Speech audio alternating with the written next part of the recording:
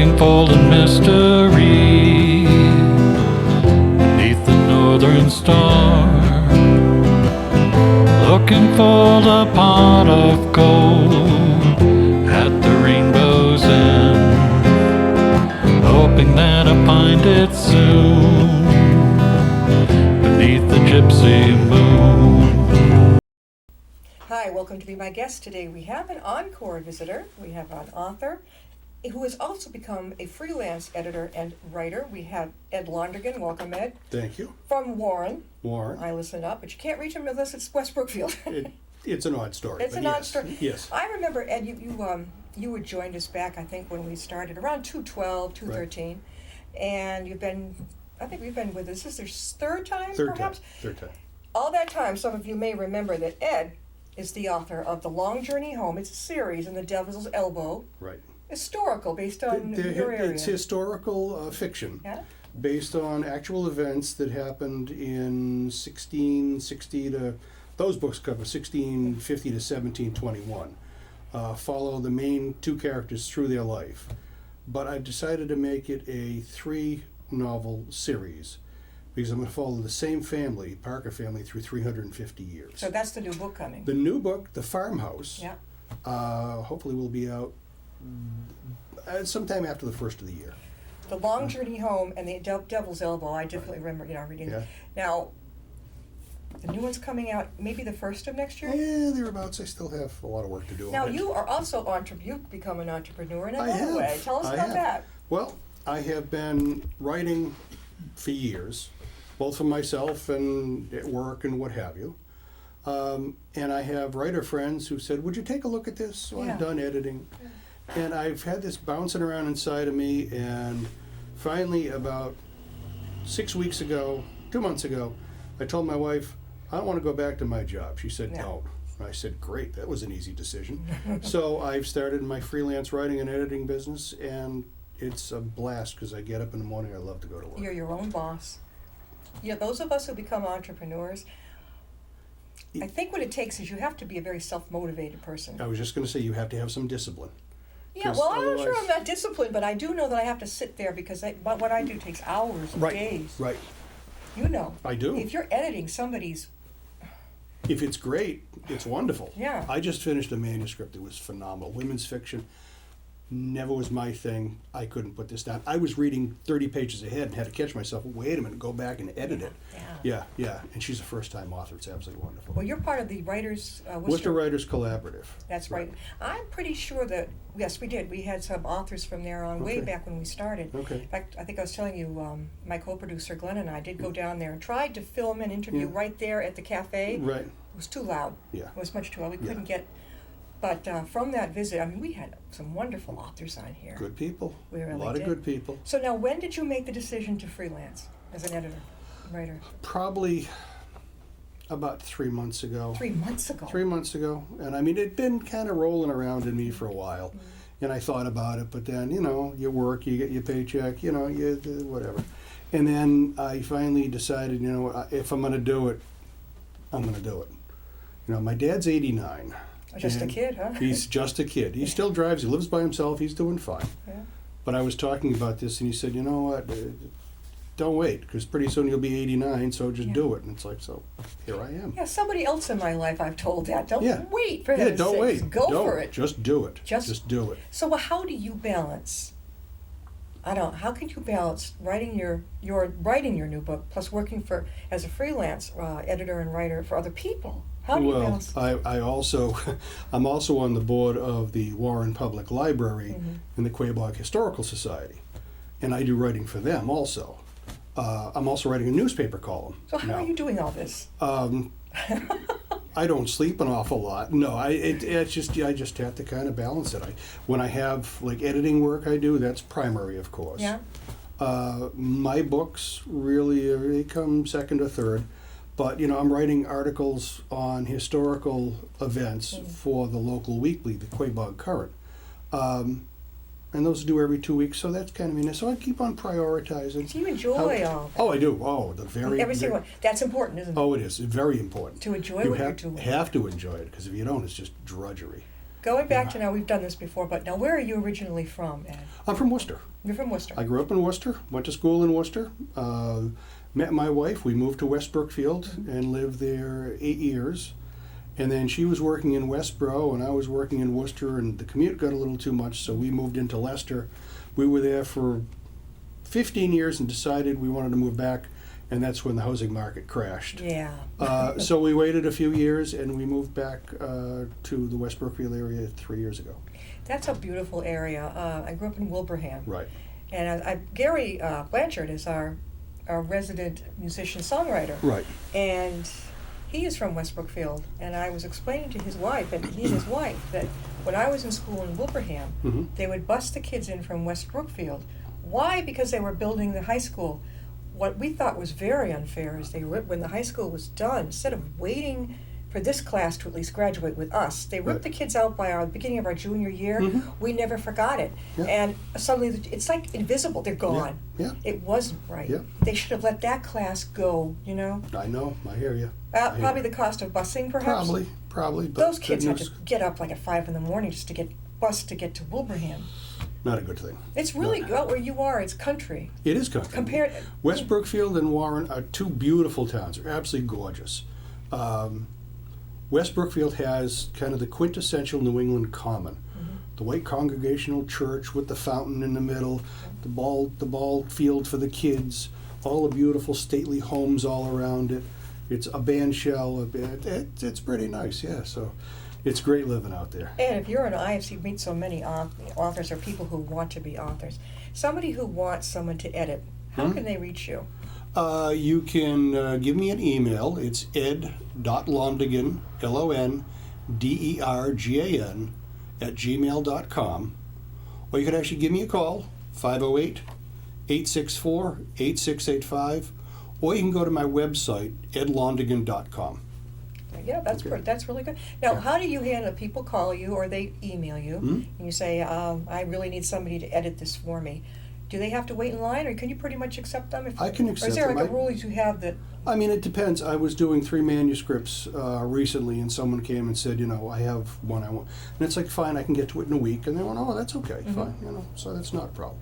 But yeah, No, I can balance it. That's okay. Having I've worked as a publicist for Yeah. authors, getting them out there, and also as a memoir ghostwriter, I think, do you find, and this is going to help a lot of other people who are editors, do you find, and it's a basic thing, but that it's better to have the person pay up front or pay a part of it? I actually do part of it. I usually Okay, do you split it in half. 40% up front, and then 30 in the Okay. middle, 30 at the end. Yeah, I know a lot of Yeah. people wonder, well, how do you exist? How do you Yeah. do this? And I said, well, That it's can be tricky. difficult. If they're smaller edits, I had one, it was, I don't know, $400. She just cut me a check, which Yeah. is fine. I'm not going to bother to bill Yeah, but someone. I guess if But it's 8 or 9. I have an article I'm writing right now for a National Financial Services publication for a financial planner I know. I've known him for years. And when I let him know about this, he just grabbed me and said, you need to write this for me, which is Yeah. fine. But it's an 8,000 word article. Yeah. So we've gone through 2 drafts. I'm waiting for his comments, and we have to go through a third. Mhm. Then we're going to have it reviewed by one person who's a national expert. Then it's going to go to a peer review down at the magazine. It won't be in until November, so it takes a while. So I know, I meet with, it's a- at memoir writing, I meet Mhm. with the person in person. Right. We can talk on the phone if they're ill. We could Right. do that meeting Right. that way. Right. But I always like you, when I meet in person, because I can watch their body language, what really affected them sadly in their Right. life, what they're happy about. Right. I can't tell that on the phone. Right. That's, to me, that drives me I've nuts. Skyped with a couple people too. Yeah, you Just- do? Oh, good. Yeah, you use the you can do Skype. that. Oh, sure. Oh, yeah, yeah. And you were telling me that your website, what's your website again? It's edlondergan.com. That's just it. That's it. And you went with Wix, is it? Wix? I used Wix. What is- I had someone local put together a website for me, and I didn't like it. So I went to, I'm trying to remember, it was like Foursquare, a couple others. And then I looked at Wix, and I just think it's wonderful. It's quick, it's easy, good site. I've got a lot of good reviews on it. It's easy to manage. Can you count how many hits you get? Oh, yeah. Oh, there's a thing called Google Analytics. Okay. And you can tie your website to Google Analytics. It's and worth go it, in, right? and it will tell you how many hits you got, where they're from, what country, what cities. whether it was mobile devices, are they new users, they Whoa. return users, That's a lot. the number of pages each person looks at, the amount of time they spend on each page, all sorts of stuff. So yeah, so I have all that. Now, you've got Yes. the next book in the series. I do, The Farmhouse. Basically, what's that going to be? Well, because this covers one generation right here, trying to go through and present the rest of the Parker family story in that format, you know, the book would be about yay big, because I'd be covering basically 10 generations. So what I do was to set it in the modern day. Storyline is a retired college professor, inherits the family farm in West Brookfield. Quits his job, moves back to town, and finds they were the original hoarders. They didn't throw anything out. He has farm journals and letters and photographs and everything. And he starts going through it, and he tells the rest of the family story that way. That sounds really good. But of course, there's the love interest. He falls in love with the local high school art teacher. Yeah. There's a little emotional play. His brother, who he hasn't seen in years, comes back and gets sick. There's a lot in it. So What's the title of it going to be? The Farmhouse. Farmhouse. Is this going to be the end of the series? This will be the end of this series. Now, are you going to start writing in another genre at all, or stay? I've actually been asked to do a couple books, one of which was baseball in the Brookfields. Yeah. And that's a nonfiction story. I mean, that's Yeah. just what it is. So that'd be kind of neat. You like history, so it's right I up your love alley. history. That's Yeah. my thing. Yeah. Yeah, I don't know. I've thought about writing. Well, I have an article I've submitted to the Massachusetts Wildlife magazine, and they're looking at it now. They're going to tell me where they're going to publish it. So I like the outdoors. So I'm going to kind of write to my likes. You know. Are you appearing anywhere, doing any presentations and signings? I have nothing coming up Okay. yet. Because what you write is so great. I'm thinking you'd be great at the Authors Expo in July, the New England Authors Expo every year. That's true. I would. Oh, yeah. I would. I have given some presentations to associations. I did one for the Central and Western Massachusetts Genealogical Society. Yeah. And they wanted something on early colonial. Yeah. So I gave an hour and a half presentation at their meeting on everything from the Pilgrims and Puritans to the current day type of thing. How about I always, in case you pay me to Tatnook in Yeah. in Westboro. Tatnook, Very popular with getting Yes. authors in. Yes. And they have a huge presentation room that I've spoken to I- myself. You can do both. I have not been there. I have You would. not. I think you'd enjoy it. Okay, that's fine. Sure. Yeah, you can. Sure. You can do your presentation about your books, Mhm. and then what's better? You got your book signing and some books. Yeah, and I do my writing workshops too. That's something I. Where do you hold those? The Salem Cross Inn in West Brookfield. Okay, so from here, the Worcester area, how far a drive is that? It's an hour, Okay, hour and change. and that's a workshop. It's a workshop. I do these quarterly. I try to do them quarterly. The last one was in March. I had 16 people come. It was a day-long thing. We had lunch and everything. And it was actually neat because I got everybody participating all at once. Yeah. And they were talking about, I'm doing this, or I have this problem, how do you solve that? And there was a lot of back and forth, a lot of good stuff. As a matter of fact, I've edited 2 manuscripts from that group, and I have a third one coming. And one of my friends attended, and he's writing a martial arts instruction manual, so I'm working with him on that too. So You know what I find at some of these expos? The big thing right now, the biggest thing I see from my point of view is this fantasy. Sci-fi's okay, Yeah. but this fantasy thing. A lot of the young adults are. I cannot get into fantasy.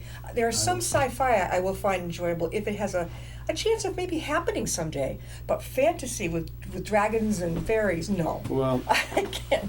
a friend of mine who's a reporter for the Spencer New Leader newspaper, he's written a couple books, and he has one that I'm going through for him now.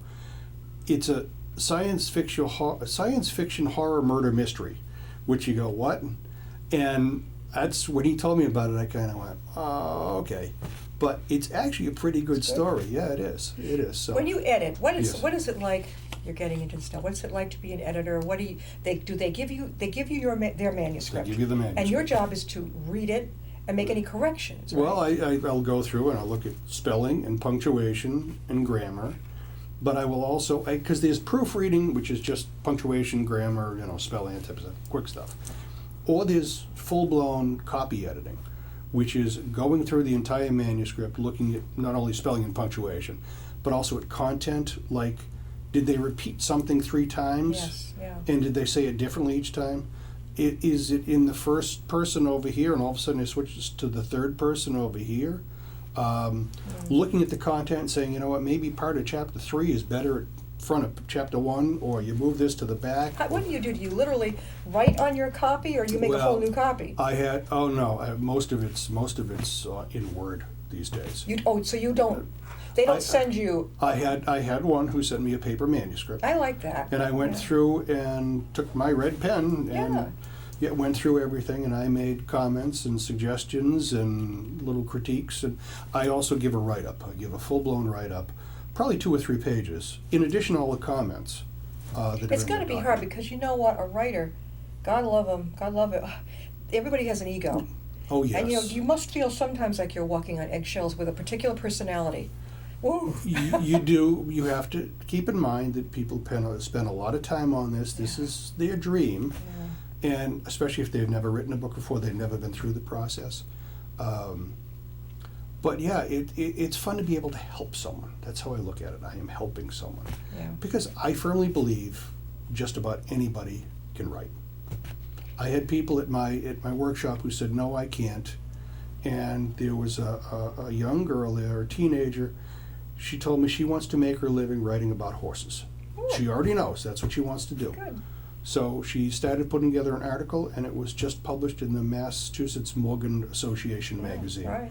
So she's on her way. So helping people like that, rather than saying, you know what, this really sucks. Yeah, right. Yeah, So no, you went right through her manuscript? I helped her with that, and I did the other. But the most recent one I did, it was all in Word, so I was able to just go in and make the changes and corrections. So right you could there. actually, I mean, I've done Word, they It's don't called mind if you go in It's and. called track changes. So they don't mind if you. It shows all of the comments and changes you've made on one side, Okay. and they can go in and accept it or reject it. I see. So Yeah. so it's good, but You're working on one yeah. right now, you were saying.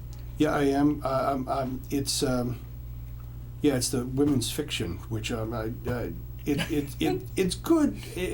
I'm going to give a little shout out to this author because this is her first book.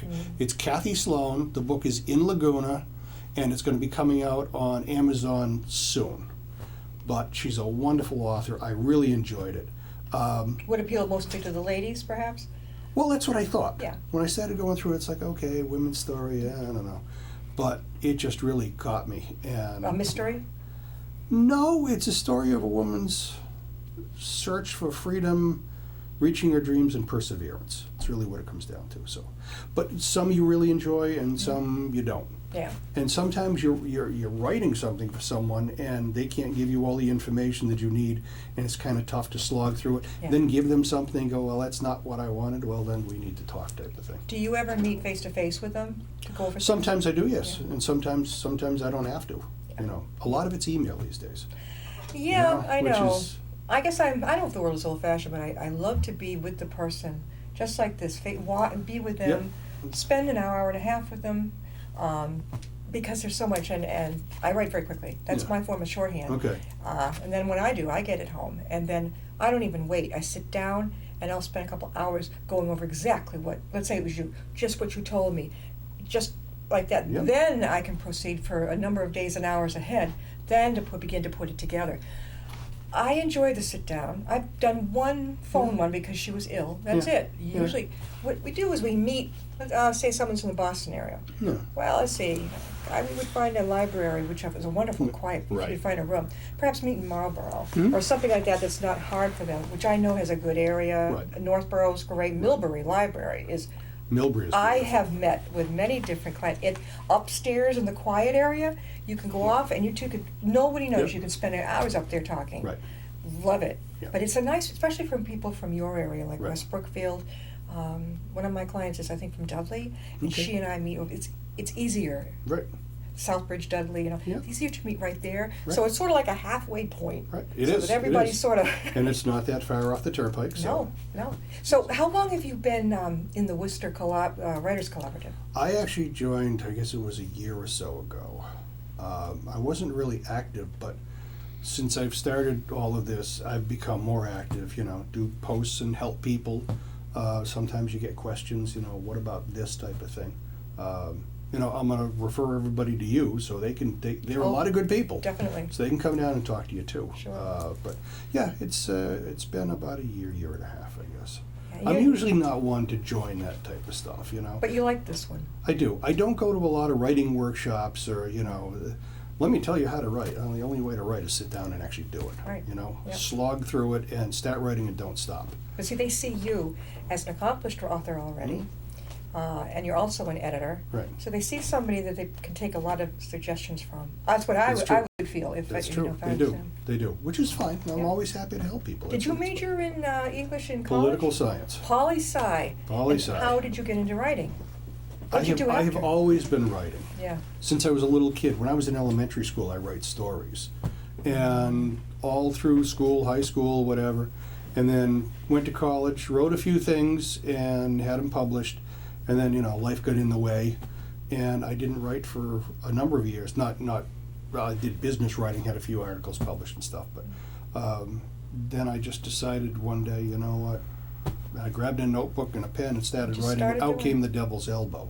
Yeah. Yeah. What and were you from doing there- for everyday work at that point? At that point, I was working at Mass Mutual in their investment services division. What a different type of Oh, thing. it is. Most of my career has been in financial services. But now you work for yourself. Me. That is the coolest thing. And sometimes my boss can be tough, Yes. but he has to be, Yeah. Well, how can they reach you? You can go to my website, edlondigan.com, edlondergan.com, or you could email me, ed.londigan@gmail.com, or you can give me a call, 508-864-8685. And do you find that a lot of the authors that come to you for editing, Mm. is there a genre that's more popular that you deal with? Not really. People kind of have their own thing, Mm. and I mean these days you can self-publish, so it really doesn't. I you love do anything. self-publishing. I think I do that's too. awesome. It's a breeze, Yeah. and there are a lot of advantages to self-publishing. Like And it's a saving lot yourself less a lot. expensive and a lot less stressful. Why we want to wait for a year or two just to keep getting rejected? Those year or two, you could be out there. Even when your book is accepted, it could take a year Sure. to be published. But they're not going to You- publicist you either. Oh, you no. need no. So you're Oh, no. still on your own. Oh, sure. Yeah. I mean, it's entirely possible that once you finish a book, you could hit the pavement for a year. Yeah. Finally, it could be 2 or 3 years before your book's out there. Exactly. These days, people don't want to wait that long. No. I go to the West Brookfield Asparagus Festival every year. Asparagus Festival. Oh, here's a little interesting fact for you. Asparagus came into the United States through West Brookfield. The Dutch consul, Diederik Leertouwer, lived in West Brookfield. He got homesick for his asparagus, so he had roots sent over, and there's a tale that that original bed still exists. I have Yeah. some friends who say it's theirs, and that's how asparagus started. So every year, they have an asparagus festival, and 8,000 people show up generally. Do you eat the asparagus? There's asparagus chowder. There is. It's wonderful. You like it? Oh yeah, asparagus. Oh yeah, it's a whole day, whole festival. Now broccoli, I'll But eat broccoli. there's also 100 different vendors Yeah. that come and sell stuff. I have Authors Row now, That's the good part. and That's why. we had 6 authors this year. Yeah. And we're selling all sorts of different you types go? of books. Yeah. When is it now? It's actually in May of every. Usually the Okay. third. So you already had it. Usually the third Saturday in May. So you already So had it. Okay. yeah. But it's a great thing, and even if you don't like asparagus, come on up. There's all sorts of other good food. Yeah. But yeah, come on You up should and visit. come more up this way, like come up this way. We have, even Milford Library. I don't know if I told you, right up the street. Right. They're known for having authors over there. In fact, we have an FBI guy who. Really? Oh yeah, he's written Really? 2 books, and I met him at Milford Library. Yeah. You could sometimes they'll book 3, sometimes they'll Right. book 1 author. To Okay, do it right, themselves. right. He's been up there twice. Now you can't interview him about his private life, Right. which I understand. Right. He comes in a suit, he's buttoned Yeah, up, yeah. he's a serious guy.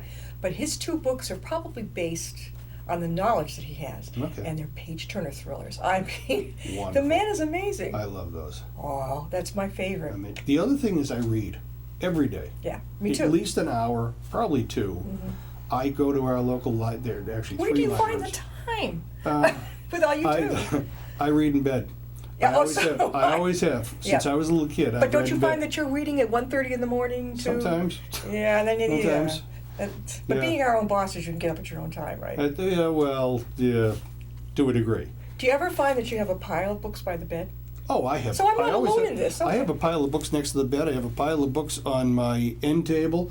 I have a pile of books in the den in my office. Oh my I have God. books everywhere. Yep. Oh yeah, drives my wife nuts.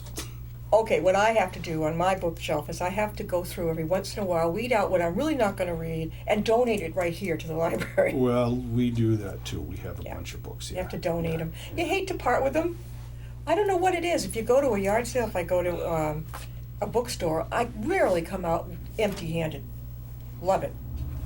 Always. I don't go to my wife won't let me go to a bookstore. She won't? We're somewhere, oh God, because I have bookcases and bookcases. I must have 2,000 books and not enough room for them, but yeah, reading every night is reading if you're gonna write, Yeah. folks, you have to read. Because you read not only to be entertained, but to learn. And you have to learn how authors tell a story. And each one is different. For instance, Stephen King, I'm not into horror, but Stephen King is a phenomenal author because of his character development. If you read one of his books, well, I tell people, it's like Norman Rockwell in print. Right. Because you read his books and you know that character because you've seen them, you've met them. You've seen them in town. You know these people. That type of stuff. So reading is vital. Who's the other author? Stephen King. Oh, he wrote Cure. He's something like Stephen King. I can't think of his name. I think they're pretty cool. I do like something that rocks my socks. Oh, yeah. I do. And there's little things, light stuff. Robert B. Parker. Oh, Robert Parker. Oh, I love his simple style. Someone will come in his Mostly office. dialogue, bam, bam, Bam, bam, bam, bam, bam. I love it. And you can Yeah. read. I've read every one of his books, and now his estate has hired 2 writers to continue the Spencer series Yes. and the Everett Hitch series. Yeah, I've Yeah. seen them in the library. Oh, You yeah. go and there's a whole row. Yes, yeah. And I've been collecting his stories in. I've read all 47 books of whatever it is. But anyway, something else. Again, Yes. how can people reach you? You can send me an email. It's ed.londigan@gmail.com. Or you could end up going to my website, edlondigan.com. Or you can give me a call, 508-864-8685. And Ed Lundergan, one of our resident authors, and now is a freelance writer, editor. Right. He's doing some new things. Right. Well, thanks for coming back, Ed. You're welcome. If you have a book and you want to talk to me, let me know. Always happy to help. And when you get your last book in the series, Yes. let me know. Oh, I will. I We'll will come get down. you on again. I will. Believe me. Thanks for being here. You're welcome. Thank you, Jen. Appreciate it. You're welcome. Take care. We'll see you next time.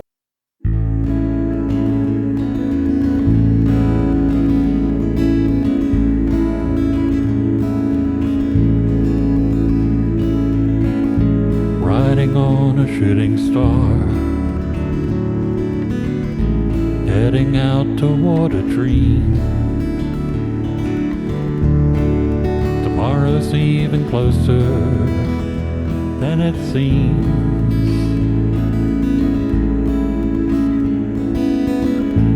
Moving through the cloudless sky, heading out toward the moon. I am dancing to the lunar tune.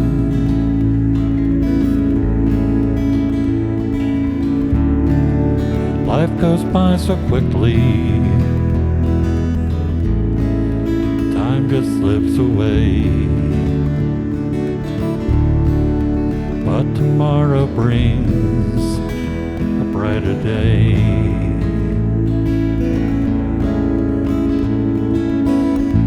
Soaring out among the planets.